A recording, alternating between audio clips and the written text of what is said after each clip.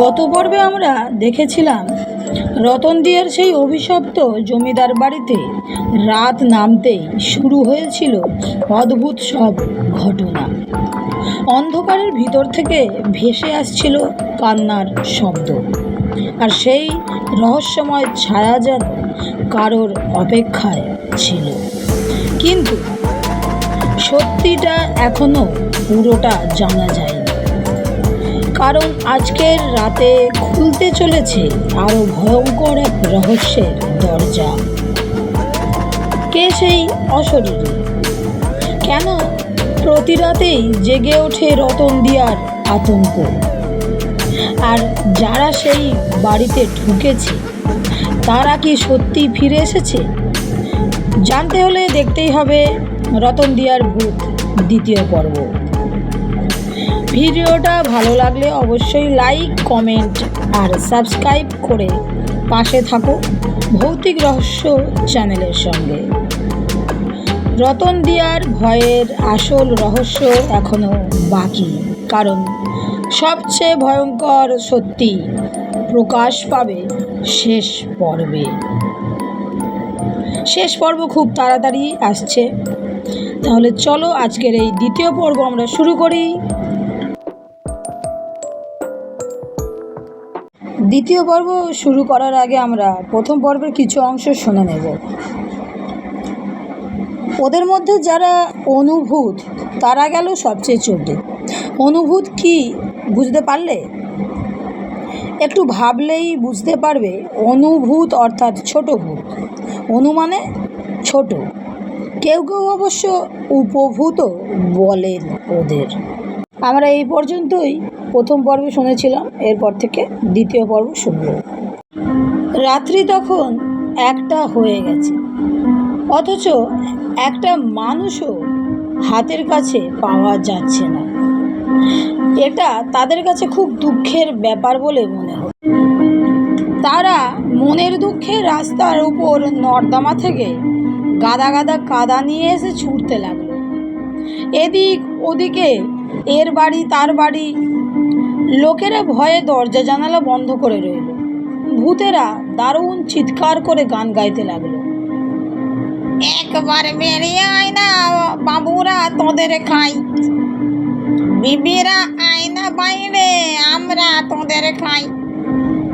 সকলে ভয়ে দরজা জানালা আর খোলে না। গরমে অস্থির হয়।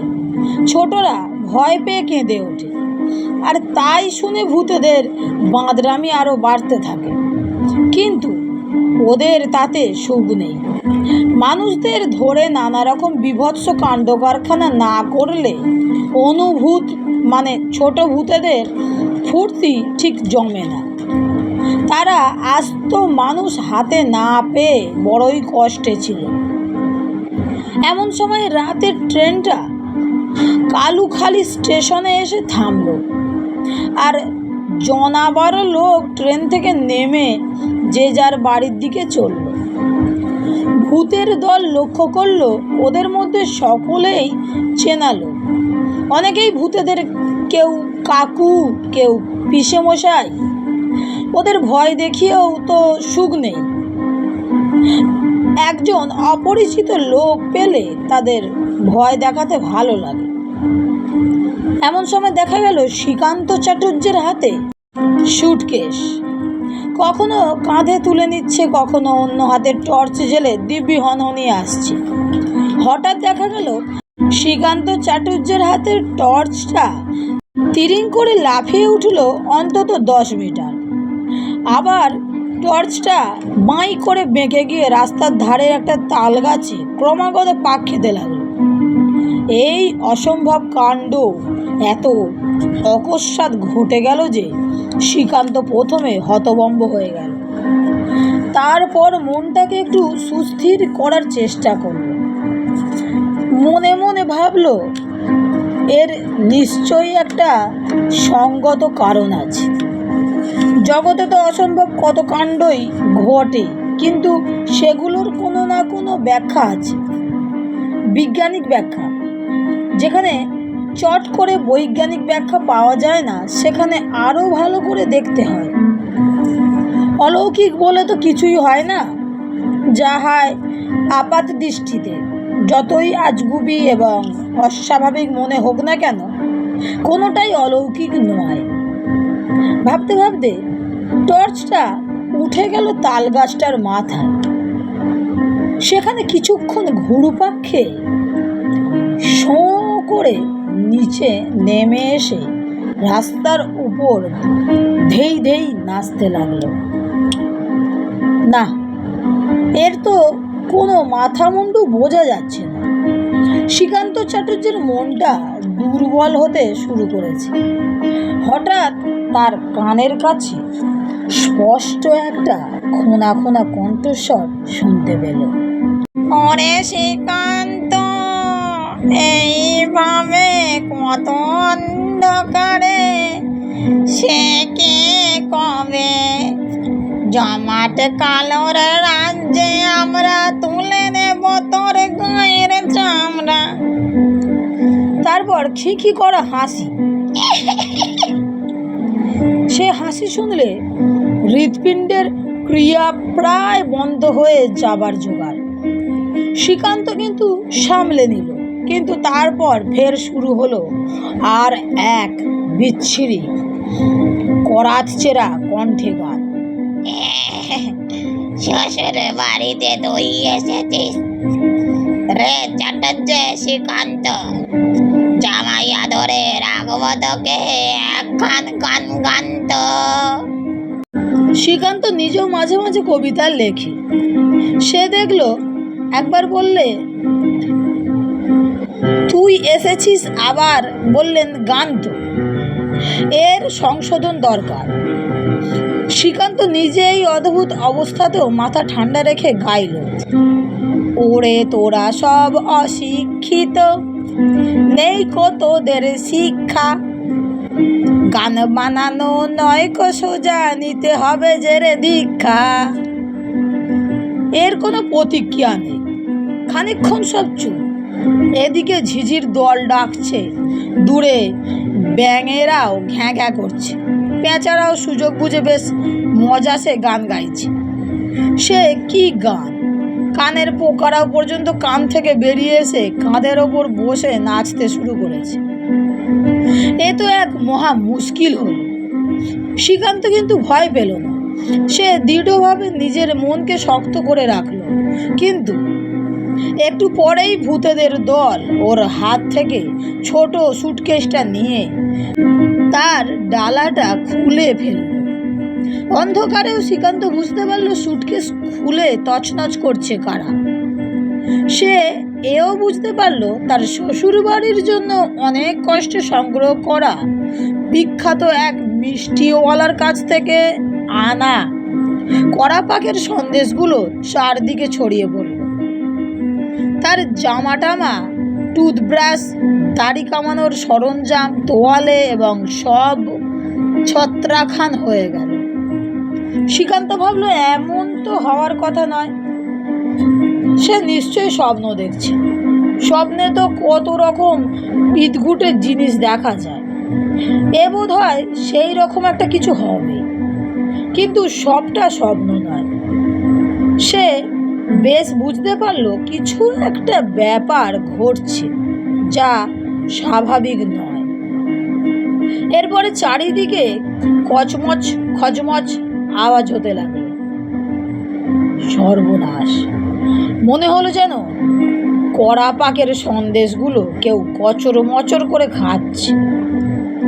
এদিকে তার টর্চটা, যেটা এতক্ষণ এদিক ওদিক ঘুরছিল, সেটাও স্থির হয়ে পড়ে আছে রাস্তায়। সে আলোয় কতই বা দেখা যায়, কিন্তু তবুও ওইটুকু আলোতেই সে দেখলো তার সুটকেস খোলা, আর তার সব জিনিস কোথায় যে সব হাওয়া হয়ে গেছে। তার কান্না পেতে লাগলো। সে ভয়ঙ্করভাবে চিৎকার করে উঠল, ডাকলো, কিন্তু তার চিৎকার করাই সার হলো। কে আসবে তাকে সাহায্য করতে? রতনদিয়া গ্রাম তখন চ্যাংড়া ভূতেদের কবজায়। ভূতেদের তখন সন্দেশ খাওয়া শেষ হয়ে গেছে। তারা বলল, ডাকাত তুই, কাকে বলছিস ধরত, মজাটা দেখবি হয়ে ওঠে যদি মূর্ত।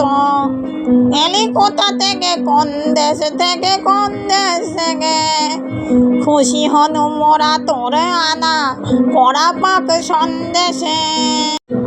মারিব না তোরে, ধরিব না তোরে, কে বলে তুলিব শূন্যে, ধপাস করিয়া ফেলিব মাটিতে, মরিবি বাপের পুণ্যে।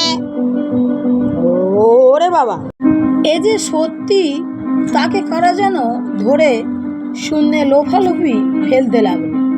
সে একবার কাদের ঠান্ডা হাতে পড়ে যায়, আবার অন্য কারা ঠান্ডা হাতে লুফে নেয়। এ তো সাংঘাতিক খেলা ওদের। ভূত তাহলে সত্যি আছে, সত্যিই আছে।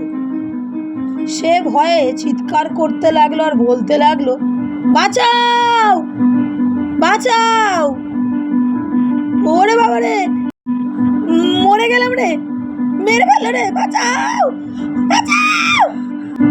এইরকম কতক্ষণ চললো সে শ্রীকান্তের খেয়াল নেই। হঠাৎ এক সময় তার মনে হলো ভূতেদের মধ্যে একটা চাঞ্চল্য দেখা দিল। তারা তাকে প্রায় আকাশ সমান উঁচু থেকে ছেড়ে দিল আর শ্রীকান্ত মাটিতে পড়তে লাগলো। এবার আর রক্ষে নেই। শ্রীকান্ত এত বিপদেও রাম নাম করেনি, করলেও কি হতো কে জানে। আজকালকার ছোকরা ভূতেরা রাম নামের তোয়াক্কা করে না। শ্রীকান্ত পড়তে লাগলো। এর মধ্যে শুনতে পেল ইংরেজিতে কারা সব কথা বলছে, তাদেরও নাকি সুর। বুঝতে না বুঝতে সে মাটির ওপর আছড়ে পড়ল। সে বুঝতে পারল তার হাড়টার সব ভেঙে গেল। পরে তার আর জ্ঞানই রইল না। একটু একটু জ্ঞান হলে সে দেখতে পেল সে একটা চমৎকার ঘরে শুয়ে আছে। আশেপাশে অনেকগুলো খাট, প্রত্যেক খাটের ওপর গদির বিছানা। শ্রীকান্ত বুঝল সে কোনো এক হাসপাতালে শুয়ে আছে, ভালো হাসপাতাল। শ্রীকান্ত এরকম হাসপাতাল দেখেছে। সে দেখতে পেল সাদা রঙের ইউনিফর্ম পরা নার্সরা ঘুরে বেড়াচ্ছে, তারা আবার মেম সাহেব। শ্রীকান্ত একটুখানি নড়াচড়া করতেই একটি নার্স এসে বলল, গুড মর্নিং স্যার। শ্রীকান্ত ইংরেজি জানতো মোটামুটি। সে বলল, গুড মর্নিং মিস। এমন সময় একজন মোটাসোটা লম্বা চেহারার সাহেব ডাক্তার এসে তার কাছে একটা ছোট টুল নিয়ে বসলেন। বললেন, কেমন বোধ করছো? শ্রীকান্ত বলল, বন্ধুরা, আজকের গল্পটি এই পর্যন্তই। আর এই গল্পের শেষ পর্ব নিয়ে খুব শীঘ্রই আবার তোমাদের সঙ্গে আমার দেখা হবে। তাহলে বন্ধুরা, গল্পটা তোমাদের কেমন লেগেছে কমেন্টে আমাকে জানিও অবশ্যই। আর ভালো লেগে থাকলে বন্ধুদের সঙ্গে শেয়ার করে, চ্যানেলটি সাবস্ক্রাইব করে, লাইক করে আমার পাশে থেকো, যাতে আরও নতুন নতুন গল্প তোমাদের শোনাতে পারি। তাহলে বন্ধুরা, আজকের মতো বিদায়। সবাই ভালো থেকো, সুস্থ থেকো, সবাইকে ভালো রেখো। রাধে রাধে।